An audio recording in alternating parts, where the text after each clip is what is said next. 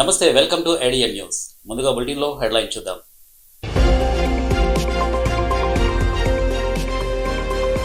చిత్తూరు జిల్లాలో ఘోర రోడ్డు ప్రమాదం. స్కూలు బస్సును ఢీకొట్టిన లారీ, 7 విద్యార్థులకు గాయాలు. భక్తులపై పోలీసుల వీరంగం. మేడారంలో పోలీసులపై చెప్పులు విసిరిన భక్తులు.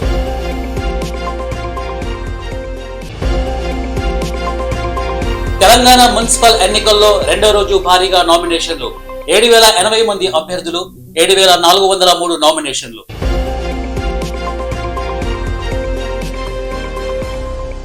నకిలీ వైద్యుడు అరెస్ట్.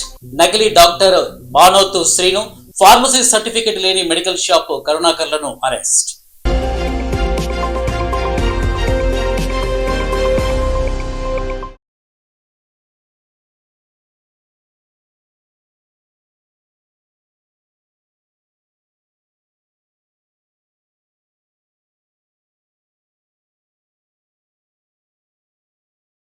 ట్రాన్స్ఫార్మర్ లో రాగి వైరు దొంగలించిన దొంగలను అదుపులోకి తీసుకున్న పోలీసులు. కనిగిరి నియోజకవర్గంలోని స్థానిక పోలీస్ స్టేషన్ లో ట్రాన్స్ఫార్మర్ లోని రాగి తీగలను దొంగలిస్తున్న ముఠాను అదుపులోకి తీసుకున్న స్థానిక DSP Sayeshwar Yashwant, Kanigiri CI U Srinivas, HM Padu, SI Madhavarao పర్యవేక్షణలో నిందితులను అదుపులోకి తీసుకుని కనిగిరి పోలీస్ స్టేషన్ లో ఈ రోజు పత్రికా విలేకరుల సమావేశంలో డీఎస్పీ వారి వివరాలను తెలియజేశారు. వారు మాట్లాడుతూ వీరి మీద దాదాపుగా అనేక కేసులు ఉన్నాయని, ఇప్పటి వరకు 3 పట్టుకున్నాము. వారి పేర్లు నాగూరి అంకబాబు, నల్లగుంట్ల వెంకటనారాయణ, నాగూరు దుర్గాప్రసాద్. ఇంకా వీరు దాదాపు గ్రామాల్లో రైతుల బావిలో కాడ ఇలా 13 ట్రాన్స్ఫర్లు దొంగతనం చేశారు. రాగి తీగ దాదాపు 150 కేజీలు ఉంటుంది. దాని విలువ 1,30,000 ఉంటుందని డిఎస్పీ వివరించారు. అదేవిధంగా డిఎస్పీ రైతులకు పత్రికా ముఖంగా కొన్ని సూచనలు తెలియజేశారు. రాత్రి సమయంలో కరెంటు పోయినప్పుడు దూరంగా ఉన్న తోటల్లో వీరు దొంగతనం చేస్తుంటారు. కరెంటు పోయిన వెంటనే కొంచెం గమనించే విధంగా ఉండాలని, అనేక విధాలుగా రైతులు నష్టపోతున్నారని, కొంచెం అప్రమత్తంగా ఉండాలని వారు అన్నారు. పట్టుకోవడం జరిగింది. ప్రజెంట్ మనము 3 పట్టుకున్నాము. వీళ్ళ మీద ప్రీవియస్గా కూడా చాలా కేసెస్ ఉన్నాయి. వీళ్ళ పేర్లు వచ్చేసి నాగులూరి అంకబాబు, నాగులూరి దుర్గాప్రసాద్, నల్లగట్ల వెంకటనారాయణ. ఈ నాగులూరి అంకబాబు మీద ప్రీవియస్గా 6 కేసులు ఉన్నాయి. తర్వాత నాగులూరి దుర్గాప్రసాద్ మీద ప్రీవియస్గా 5 కేసులు ఉన్నాయి. ఈ నల్లగట్ల వెంకటనారాయణ అనే పర్సన్ ఫస్ట్ టైం అఫెండర్. వీళ్ళ 3 మనం క్యాచ్ చేయడం జరిగింది. వీళ్ళు ఇప్పటిదాకా 13 ట్రాన్స్ఫార్మర్స్ని పగలగొట్టేసి అందులో ఉన్నటువంటి కాపర్ వైర్ని టెఫ్ట్ చేయడం జరిగింది. ఈ కాపర్ వైర్ యొక్క వెయిట్ వచ్చేసి అప్రాక్సిమేట్గా 155 కేజీలు ఉంది. దీని వర్త్ వచ్చేసి 1,50,000 దాకా ఉంది. మనకు మెయిన్ రీజన్ ఏంటంటే ప్రజలు బేసిక్గా ట్రాన్స్ఫార్మర్ సంబంధించి పొలాల్లో కొడుతున్నారు కాబట్టి రైతులు చాలా నష్టపోతున్నారు దీనివల్ల. కాబట్టి మనము స్పెషల్ టీమ్ని ఫామ్ చేసి జిల్లా ఎస్పీ గారి ఆదేశాల మేరకు టీమ్ని ఫామ్ చేసి వీళ్ళని ఎట్లయినా క్యాచ్ చేయాలా. దగ్గర 13 నుంచి ట్రాన్స్ఫార్మర్స్ వీళ్ళు కొట్టడం జరిగిందని చెప్పేసి మన ఎస్ఐ మాధవరావు టీం ఫామ్ చేసి సిఏ గారి ఆధ్వర్యంలో తర్వాత అందరం కలిసి ఎఫర్ట్ చేయడం జరిగింది. సక్సెస్ఫుల్గా ఈ 3 పట్టుకున్నాము. బట్ మనము చిన్న సజెషన్ లేదా ఇదేంటంటే ప్రజలకు ఇవ్వాలి. వీళ్ళు ట్రాన్స్ఫార్మర్ని ఎప్పుడైతే పగలగొట్టాలని చూస్తారో కరెంట్ని ఆఫ్ చేస్తారు. ఒకవేళ అన్నెసెసరీగా లేదా ఆ టైంలో ఎప్పుడైనా పవర్ ఆఫ్ అయితే ఇమ్మీడియట్గా అక్కడ ఉన్నటువంటి రైతులు కానీ లేకపోతే లోకల్గా ఉన్నటువంటి ఎవరైనా అధికారులు కానీ రెస్పాండ్ అయ్యి లైన్ మ్యాన్ కానీ అలర్ట్ లాగా తీసుకొని ఎక్కడైనా ఏమైనా ట్రాన్స్ఫార్మర్కి సంబంధించి థెఫ్ట్ జరుగుతూ ఉందా లేకపోతే ఏమైనా జరుగుతూ ఉందా అనేది ఒకసారి వెరిఫై చేసుకుంటే బాగుంటుంది. లేదు ఇట్లాంటివి జరిగినప్పుడు మీకు ఏదైనా నాలెడ్జ్ ఉంటే ఇమ్మీడియట్గా పోలీస్ వాళ్ళకి తెలియపరిస్తే ఖచ్చితంగా మేము ఇమ్మీడియట్గా రెస్పాండ్ అవుతాము. ఇట్లాంటి అఫెన్సెస్ని ప్రివెంట్ చేయడానికి మంచి ఛాన్స్ అనేది దొరుకుతుంది. ఎందుకంటే రైతులు చాలా నష్టపోతున్నారు వీటి వల్ల. ఒక ట్రాన్స్ఫార్మర్ విలువ అందరికీ తెలుసు. సో ఇట్లాంటివి జరగకుండా ఉండాలని ఉద్దేశంతో ఇది చేయడం జరిగింది. ఈ విలేజెస్ కూడా ఒకసారి నేను మెన్షన్ చేస్తాను. ఈ విలేజెస్ సంబంధించిన వాళ్ళు ఇంకా ఏమైనా ఉంటే మా దృష్టికి తీసుకొని రావాల్సిందిగా కోరుతున్నాము. మేడారం శ్రీ సమ్మక్క సారలమ్మల దర్శనానికి వెళ్తూ ములుగు సమీపంలోని గట్టమ్మ తల్లికి పూజలు చేసిన తెలంగాణ జాగృతి అధ్యక్షురాలు కల్వకుంట్ల కవిత.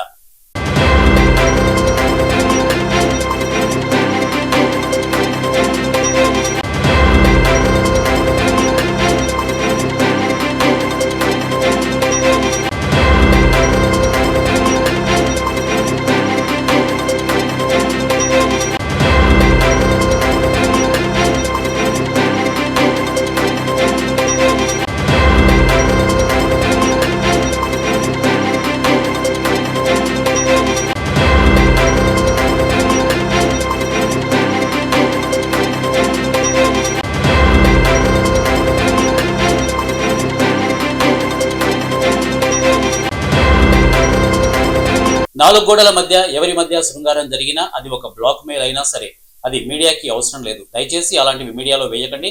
కాంగ్రెస్ మాజీ ఎమ్మెల్యే జగ్గారెడ్డి. ఒక 4 గోడల మధ్యలో జరిగే సెక్స్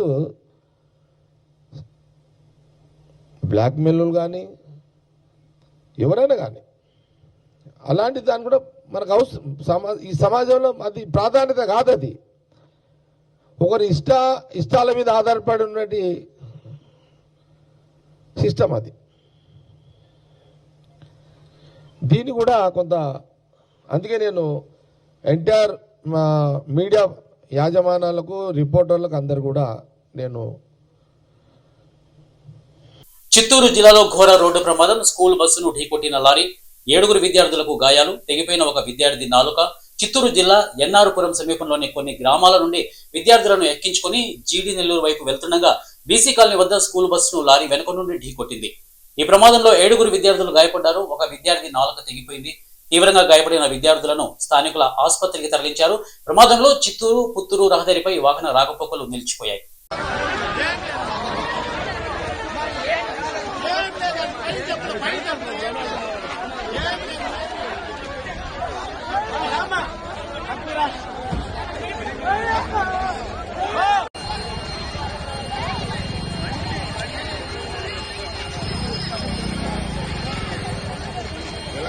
లారీ బోల్తా మహిళ డ్రైవర్ కు గాయాలు. ఖమ్మం జిల్లా వైరా మండలం జింకలగూడెం గ్రామంలో శుభాబుల్ కర్రలోడుతో వెళ్తున్నటువంటి లారీ, అందులో చాలా మంది వస్తున్న లారీ అదుపు తప్పి పల్టీ కొట్టడంతో కిరాణం బడ్డీపై శుభాబుల్ కర్రలు పడిపోవడంతో మహిళలకు లారీ డ్రైవర్ కి గాయాలయ్యాయి.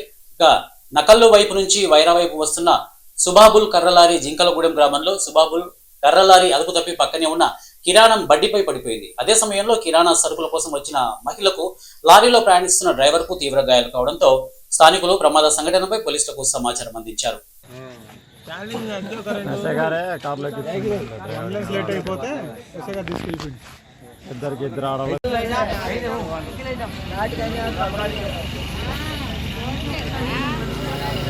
ఇంటి మేము పడదా ఇంటి పడ్డ రేట్లు పోయి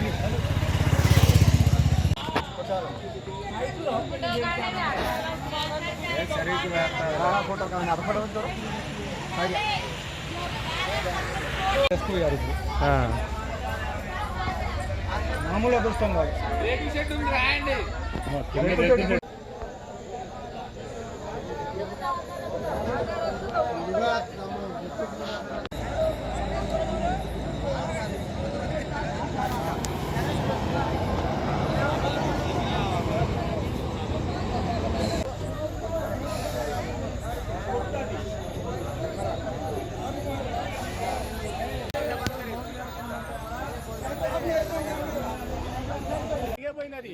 కింద ఇరిగింది, తీగల వల్ల ఆగింది. అగో మెలకలు పడ్డాయి, మొత్తం ఓర్లు మొత్తం కలిసిపోయి. కరెంట్ రాదు. ఇప్పుడు నైట్ ఎట్ట పండుకోలేమో. మా పక్క అసలు కరెంట్ ఉండదు.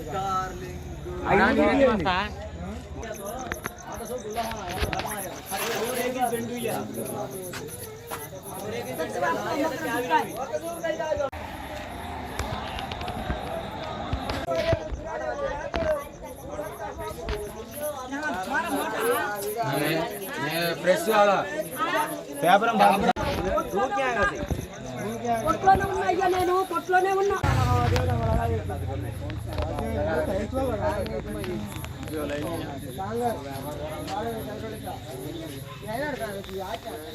లారీ పడింది.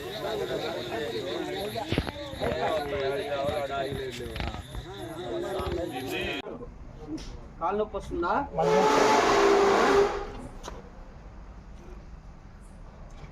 ఓకే,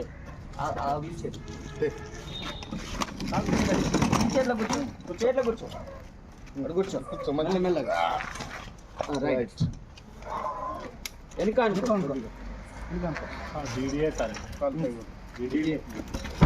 సరుకులు ఇస్తున్న అమ్మాయి వచ్చింది, మా ఊరమ్మాయి. సరుకులు ఇస్తుంటే కొట్లో నిలబడి తింటున్నా. నేను సరుకులు ఇస్తున్నా, ఒక్కదాని ఉంది బడ్డీ కానుకొని ఇట్లా ఆగింది అమ్మాయి. నేను సరుకులు ఇస్తున్నా, గడగడగడ అంటుంది, గడగడ అంటుంది. చూడమ్మ అంటున్నా, పడింది కర్రలు మొత్తం. లారీ కొలత పడిపోయింది. నేను కొట్లో ఉన్న పిల్లగాళ్ళు వచ్చి వీళ్ళు వచ్చి అట్లా కర్రలు నెడతప్పుడు అమ్మాయి తీసి నాకు తీసారు కొట్లో వచ్చి. కాదు, దెబ్బలు తగిలినాయి అమ్మాయికి. నాకేం కాలే. మేమిద్దరమే ఉన్నాం కొట్టుకాడ. రోజు ఎంత రోజు 2-3 ఉన్నవాళ్ళు మేము మొత్తం సతర్కనం కొట్టు పని చేయాలని. చిన్నపిల్లగాళ్ళు మొత్తం ఇక్కడనే ఉంటున్నారు. నా మనోళ్ళు మనరాలు మొత్తం టీవీలు చూసుకుంటా. ఇవాళ లేరు, టీవీలు కార్డు అయిపోయింది, ఇవాళ లేరు, అప్పుడే వెళ్ళిపోయారు. నేను ఒక్కదానే ఉన్న పని చేస్తున్నా కొట్టు. చాందిబీ సార్, చాందిబీ. జాతిపిత మహాత్మా గాంధీ వర్ధంతి సందర్భంగా తెలంగాణ భవన్లో ఆ మహనీయుని చిత్రపటానికి పుష్పాంజలి ఘటించి ఘనంగా నివాళులర్పించిన బీఆర్ఎస్ నాయకులు.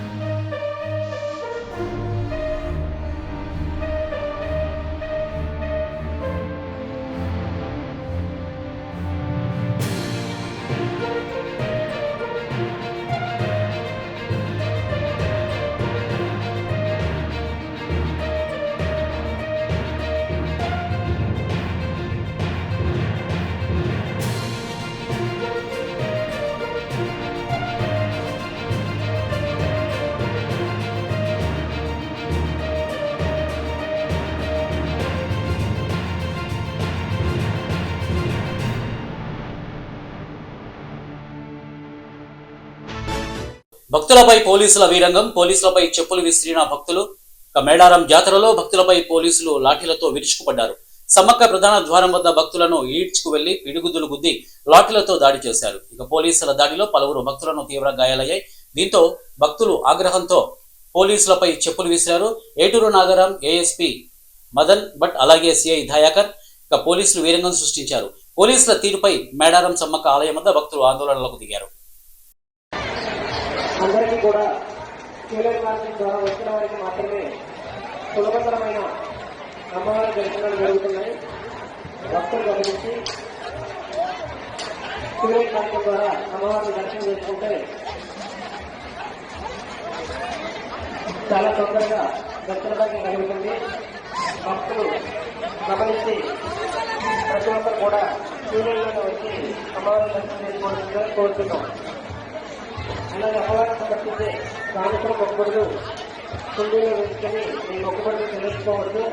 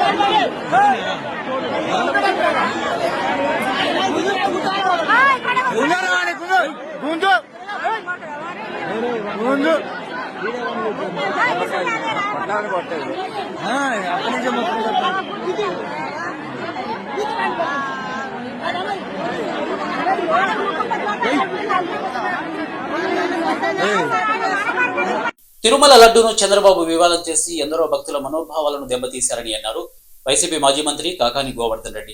సనాతన ధర్మంపై పవన్ మాట్లాడడం ఆశాస్పదంగా మారిందని, టీటీడీని రాజకీయాలకు వాడుకోవడం భావ్యం కాదని, మేం చెప్పిన విషయాలతో సుప్రీం ఏకీభవించినట్టుందని మాజీ మంత్రి కాకాని గోవర్ధన్ రెడ్డి చెప్పుకొచ్చారు. వెంకటేశ్వర స్వామి లడ్డు ప్రసాదం పైన సాక్షాత్తు రాష్ట్రానికి ముఖ్యమంత్రిగా ఉన్నటువంటి చంద్రబాబు నాయుడు గారు, ఉప ముఖ్యమంత్రిగా ఉన్నటువంటి పవన్ కళ్యాణ్ గారు అనేక రకాలైనటువంటి దుష్ప్రచారాలు చేయడం జరిగింది.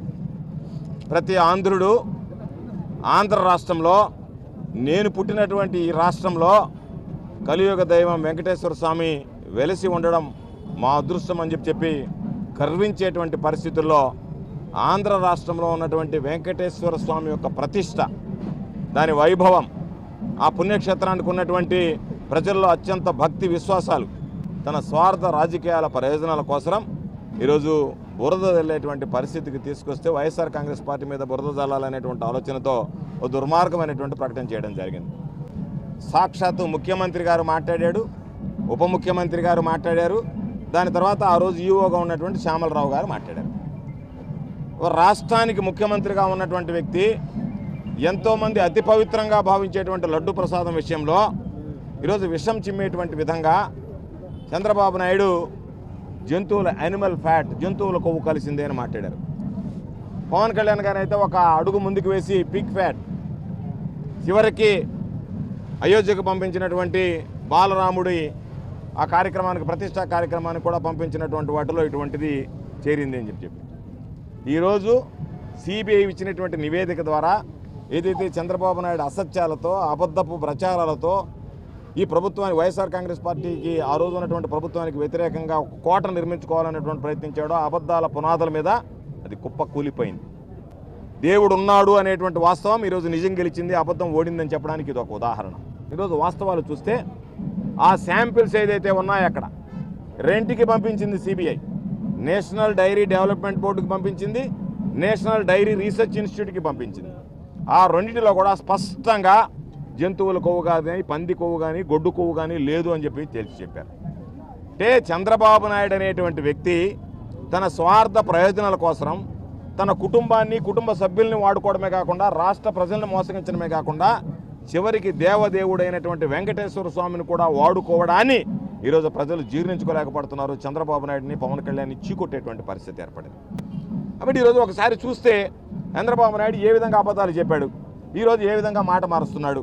మేము అడుగుతున్నాం మిమ్మల్ని, మీరు చూపించినటువంటి నెయ్యి ఏదైతే ఉందో అది మీరు అధికారంలోకి వచ్చిన తర్వాత పరిశీలించినటువంటి, పరీక్షించినటువంటి నెయ్యికి సంబంధించి ఈరోజు కాదు, చంద్రబాబుకు పూర్వం నుంచే, చంద్రబాబు నాయుడు ముఖ్యమంత్రి కాకముందు నుంచే అక్కడ ఒక ల్యాబ్ ఉంది. ఆ ల్యాబ్లో ప్రతి ఒక్క దానికి ఒక సంబంధించినటువంటి ఏదైతే నమూనాలు ఉన్నాయో వాటిని విశ్లేషిస్తారు, పరిశీలిస్తారు, పరీక్షిస్తారు. అవి నిర్ధారించుకున్న తర్వాత నాణ్యతా ప్రమాణాలు ఆ తర్వాత లోపలికి పంపిస్తారు, నాణ్యతా ప్రమాణాలు లేకపోతే బయటకు పంపిస్తారు. ఇది సర్వసాధారణంగా జరిగేటువంటి విషయం. అటువంటి పరిస్థితుల్లో నీ హయాంలో వచ్చినటువంటి వాటి, నీ శాంపిల్స్ని తీసి వాటిని నిర్ధారణకు పంపిస్తే జంతు కొవ్వులు కలవలేదు అని చెప్పి మాట్లాడిన తర్వాత దాన్ని పాపం భూమన కరుణాకర్ రెడ్డి గారిని, వైవి సుబ్బారెడ్డి గారిని, వాళ్ళు చైర్మన్గా పనిచేసే ఆనాటి బోర్డు డైరెక్టర్లని ఏ విధంగా వాళ్ళని పాపం మానసికంగా వేధించారు. ఒక పక్క భక్తుల మనోభావాలు గాయపడమే కాకుండా వాళ్ళని మానసికంగా వేధించారు. ఆ కుటుంబ సభ్యులు ఎంత ఆవేదన చెందారనేటువంటిది ప్రత్యేకంగా చెప్పాల్సినటువంటి అవసరం లేదు. అయితే ఈరోజు ఏదైతే చంద్రబాబు నాయుడు అబద్ధాల పుట్ట పగిలిపోయిందో, చంద్రబాబు నాయుడు ముఖం చెల్లక, జీర్ణించుకోలేక డైవర్షన్ పాలిటిక్స్లో సాక్షాత్తు ఆయనే రంగంలోకి దిగి ఈరోజు ఏం చెప్తున్నాడు, మీరందరూ దీని మీద కల్తీ నెయ్యి అని చెప్పి మాట్లాడండి అని చెప్పి దానికి మరలా ఏదైతే అనుకూల మీడియా ఉందో అది మరలా కథనాలు వడ్డించేటువంటి పరిస్థితి ఏర్పడుతుంది. ఆయనైతే పాపం సనాతన ధర్మం అని చెప్పి డ్రెస్ ఒకటి వేసుకొని పవన్ కళ్యాణ్ ఒకటి తీసుకొని నేనంతా శుద్ధి చేయాలి, ఇప్పుడు మొత్తం ప్రక్షాళన చేయాలా, కాబట్టి నేను దాని పనిలో ఉన్నాను అన్నావు. ఈరోజు నేను పవన్ కళ్యాణ్కి చెప్పేది, చంద్రబాబు చెప్పినవి అబద్ధాలు, చంద్రబాబు మాటలను నువ్వు మాట్లాడావు కాబట్టి ఆ తుడిచే కర్ర తీసుకెళ్ళి నేరుగా చంద్రబాబు నాయుడిని 4 తగిలించి, దరిద్రుడా నీ వల్ల నేను మాట్లాడినటువంటి మాటల వల్ల నీతో పాటు నేను అబాస్ పాలయ్యానని చెప్పి ఇప్పుడు పోవాలా స్వామి, నా నోటికుండా అపవిత్రమైనటువంటి మాటలు మాట్లాడా, లేనటువంటి కొవ్వును ఉన్నట్టుగా జంతువుల కొవ్వు ఉంది ప్రసాదంలో అని చెప్పి, మహాప్రసాదం అని చెప్పి నేను మాట్లాడా, నన్ను క్షమించు అని చెప్పి ఈరోజు మెట్లు శుభ్రపరచాలి పవన్ కళ్యాణ్ అనేటువంటి. ఖచ్చితంగా వెంకటేశ్వర స్వామి ఉన్నాడు, సాక్షాత్ వెంకటేశ్వర స్వామి ఉండబట్టే ఈరోజు ఈ పరిస్థితి వచ్చింది. వాస్తవాలు ప్రజలకు తెలిసాయని చెప్పి సందర్భంగా తెలియజేస్తూ ఇప్పటికైనా చంద్రబాబు, పవన్ కళ్యాణ్ ఇద్దరు ప్రజలకి, భక్తులకి క్షమాపణ చెప్పాలని చెప్పి. మేడారంలో మంత్రి అడ్లూరి లక్ష్మణ్ కాన్వాయ్పై దాడి. మేడారంలో పోటెత్తిన భక్తులు, ఒక్కసారిగా లక్షల సంఖ్యలో పోటెత్తిన భక్తజనం. సమ్మక్క ఆగమనం అనంతరం కరెంటు పోవడంతో అదుపు తప్పిన పరిస్థితి. ఈ ఘటనకు సంబంధించిన పూర్తి వివరాలు ఇంకా తెలియాల్సి ఉంది.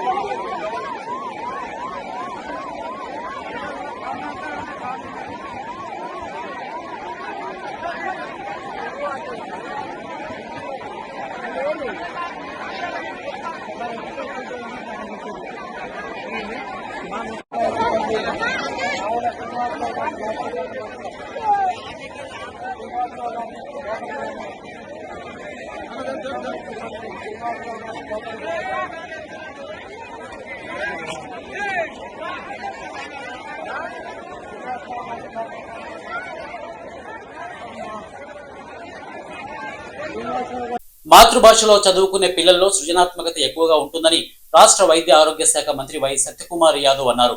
ఆంధ్ర సారస్వత పరిషత్ ఆధ్వర్యంలో ఒంగోలులోని ఈ ఏడాది డిసెంబర్ 5, 6 తేదీలలో నిర్వహించనున్న బాలల ప్రపంచ తెలుగు మహాసభల లోగోను ఒంగోలులో ఆయన ఆవిష్కరించారు. గజల్ శ్రీనివాస్ ఆధ్వర్యంలో ఆంధ్ర సారస్వత పరిషత్ ఆధ్వర్యంలో తెలుగు భాష పరిరక్షణ కోసం ఎన్నో కార్యక్రమాలను నిర్వహిస్తున్నారని, ఇందులో భాగంగా వినూత్నంగా భవిష్యత్తు తరాలకు కూడా తెలుగు భాష గొప్పదనాన్ని తెలియజేయడం కోసం ఈ బాలల ప్రపంచ తెలుగు మహాసభలను నిర్వహించనున్నారని ఆయన అన్నారు. ఈ సందర్భంగా మంత్రి సత్యకుమార్ దూరదర్శన్తో మాట్లాడుతూ ఈ బాలల ప్రపంచ తెలుగు మహాసభల్లో పిల్లలు అవధానం, బుర్రకథ, హరికథ వంటి వివిధ అంశాలలో వారి నైపుణ్యాలను ప్రదర్శిస్తున్నారని అన్నారు. వచ్చే తరం కూడా తెలుగు భాష గొప్పదనాన్ని గుర్తించాలని అన్నారు. ఈ సందర్భంగా ఆంధ్ర సారస్వత పరిషత్ అధ్యక్షుడు గజల్ శ్రీనివాస్ మాట్లాడుతూ ఈ బాలల ప్రపంచ తెలుగు మహాసభలలో 50 దేశాల నుంచి బాలల ప్రతినిధులు పాల్గొంటారని చెప్పారు.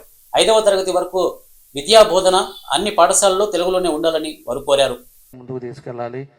అంతా ఇంగ్లీష్ మీడియం అనేది ఈరోజు ఎక్కువగా అవటం, అదేవిధంగా మాతృభాషని మర్చిపోయే పరిస్థితులు వస్తున్నాయనే ఉద్దేశంతో ఈరోజు ఇవన్నీ కూడా కార్యక్రమాలు చేపడుతున్నారు. మనకి వెంకయ్యనాయుడు గారు కూడా చాలా ప్రోగ్రామ్స్లో కూడా చెప్తా ఉంటారు, ఏదైనా కూడా మన మాతృభాష ఇంపార్టెంట్, మన మాతృభాషను వద్దు, తల్లిదండ్రులు కూడా మాతృభాషను నేర్పించండి, మాతృభాషని సెల్ ఫోన్లు కాదు వాళ్ళకి తెలుగు పుస్తకాలు కూడా ఇవ్వండి, తెలుగు పుస్తకాలతో తెలుగు ఇంట్లో మాట్లాడుతా తెలుగు భాషను కూడా ముందుకు తీసుకెళ్లాలని చెప్పేసి కూడా ఇప్పుడు కూడా పెద్దలు చెప్తా ఉంటారు. దాని ఉద్దేశపూర్వకంగానే ఈరోజు చాలామంది కూడా ఇంట్లో కూడా ఇంగ్లీష్ మాట్లాడే చేయడం జరుగుతూ ఉంది. ఇలాంటి వ్యవస్థ నుంచి మన మాతృభాషను కూడా మనం ముందుకు తీసుకెళ్లాలనేదే ఈ ఉద్దేశం. 5వ క్లాస్ వరకు మాతృభాషలోనే విద్యా బోధన జరగాలన్న విషయాన్ని ప్రైవేట్ స్కూల్ వాళ్ళు కూడా ఆలోచించాలి, ప్రభుత్వం కూడా నిర్ణయం తీసుకోవాలని. అలాగే గతంలో ప్రభుత్వము 85 జీవో ఇచ్చింది, అందులో కేవలము ఆంగ్ల భాషలోనే విద్యా బోధన జరగాలని. కానీ ఆంధ్ర సారస్వత పరిషత్ కోరేది ఏమిటంటే ప్రభుత్వాన్ని ఆ జీవోని విత్డ్రా చేసుకోమని కోరుతున్నా, వెనక్కి తీసుకోమని. ఆంగ్ల భాషే కాదు తెలుగు భాషలో కూడా ఐచ్ఛికంగా విద్యను పొందేటువంటి అర్హత, అవకాశం తెలుగు ప్రజలకు ఇవ్వాలి, విద్యార్థులకు ఇవ్వాలన్నది మా కోరిక. పిల్లల ఇష్టం, వాళ్ళు ఆంగ్ల మాధ్యమంలో చదువుకుంటారో ఆంధ్ర మాధ్యమంలో చదువుకుంటారో వారి ఇష్టాయిష్టాలకి వదిలేసి ఆ జీవోని విత్డ్రా చేసుకోవాల్సిందిగా ప్రభుత్వాన్ని. మహాత్మా గాంధీ వర్ధంతి సందర్భంగా బాపుఘాట్ వద్ద గవర్నర్ జిష్ణుదేవ్ వర్మ బాపూజీకి ఘన నివాళులర్పించారు. ఈ కార్యక్రమంలో ఉప ముఖ్యమంత్రి పట్టి విక్రమార్క తదితరులు పాల్గొన్నారు. అహింసే ఆయుధంగా, సత్యమే మార్గంగా, శాంతియే సందేశంగా జాతికి దిశ చూపిన గాంధీజీ బాట మనందరికీ నిరంతరం స్ఫూర్తిదాయకం. గాంధీజీ చూపిన బాటలోనే ప్రజాప్రభుత్వం బాధ్యతాయుత పాలన సాగిస్తోంది. ఆయన ఆలోచనలు నేటి ప్రభుత్వానికి దిశానిర్దేశం, స్ఫూర్తిని కలిగిస్తున్నాయని వారు తెలియజేశారు.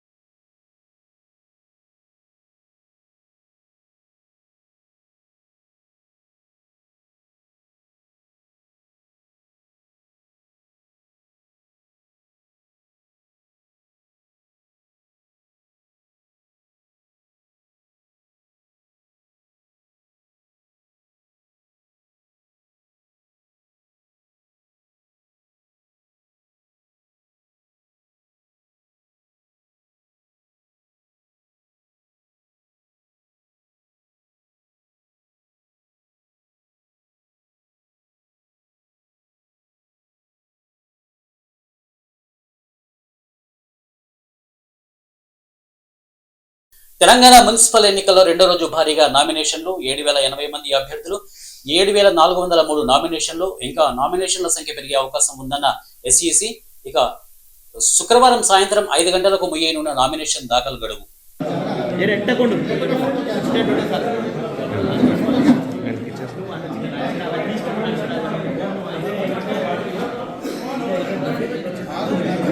నకిలీ వైద్యుడు అరెస్టు. హైదరాబాద్ ఉప్పల్ పిఎస్ పరిధి భీరప్ప గడ్డలో Anjali pharmacy and first aid clinic పై ఉప్పల్ జోన్ ఎస్ఓటి పోలీసులు దాడి జరిపారు. నకిలీ doctor Banothu Srinu, pharmacy certificate లేని మెడికల్ షాప్ నిర్వాహకుడు మదరపు కరుణాకర్ అనే ఇద్దరు వ్యక్తులను అరెస్టు చేశారు. బీపీ ఆపరేటర్, సెతస్కోప్ క్లినిక్ కు సంబంధించిన వస్తువులు, మెడికల్ షాపు వస్తువులు, ఇక 4 గర్భ నిరోధక మాత్రల కిట్స్, ఇతర మెడిసిన్స్, 2 మొబైల్స్ స్వాధీనం చేసుకున్నారు. ఇద్దరు నిందితులతో పాటు స్వాధీనం చేసుకున్న పరికరాలు, వస్తువులు ఉప్పల్ పోలీసులకు ఉప్పల్ జోన్ ఎస్ఓటి పోలీసులు అప్పగించారు. ఉప్పల్ పోలీసులు కేసు నమోదు చేసుకుని దర్యాప్తు చేస్తున్నారు.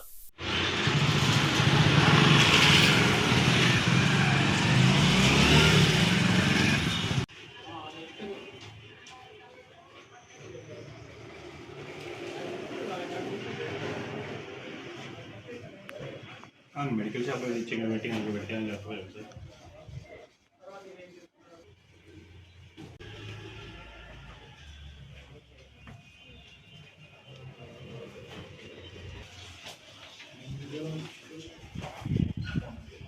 ఉత్సాహంగా బోట్ రేస్ పోటీలు. విశాఖ ఉత్సవంలో భాగంగా నిర్వహించిన బోట్ రేస్ పోటీలు ఉత్సాహంగా సాగాయి. ఇక మంగమారిపేట వద్ద ఏర్పాటు చేసిన ఈ పోటీలను జిల్లా కలెక్టర్ ఎంఎస్ హరీందర్ ప్రసాద్ తో కలిసి భీమిలి ఎమ్మెల్యే గంటా శ్రీనివాసరావు ప్రారంభించారు. సమీప గ్రామాలకు చెందిన మత్స్యకారులు ఈ పోటీలో పాల్గొని తమ ప్రతిభను కనబరిచారు. ఇక నాన్ మెకనైజ్డ్ బోట్ల రేస్ చిప్పాడ ఉపగల్లి తీరం నుంచి ప్రారంభమై భీమిలి జోనల్ కార్యాలయం వరకు సాగింది. 2 విభాగాల నుంచి ప్రథమ, ద్వితీయ, తృతీయ స్థానాల్లో నిలిచిన విజేతలకు ఈ నెల 31వ తేదీన ఆర్కే బీచ్ ప్రధాన వేదిక వద్ద జరిగే ముగింపు వేడుకల్లో బహుమతులు అందజేయనున్నారు. ఇదిలా ఉండగా పడవ పోటీలను వీక్షించేందుకు భీమిలి తీరంలో జనం పోటెత్తారు. మత్స్యశాఖ, టూరిజం, క్రీడా విభాగం సంయుక్త ఆధ్వర్యంలో నిర్వహించారు. విశాఖ ఉత్సవ కార్యక్రమాలు 24వ తారీఖు మొదలుపెట్టి 31వ తారీఖు దాకా విశాఖపట్నం నగరంలో, అదేవిధంగా భీమిలి నగరంలో మనము నిర్వహిస్తున్నాము. దీంతో పాటు అరకు మరియు అనకాపల్లిలో కూడా ఈ కార్యక్రమం నిర్వహిస్తున్నాము. దీంట్లో భాగంగా ఈరోజు మనము మన మంగమారిపేటలో పడవల పోట్లు, మోటరైజ్డ్ బోట్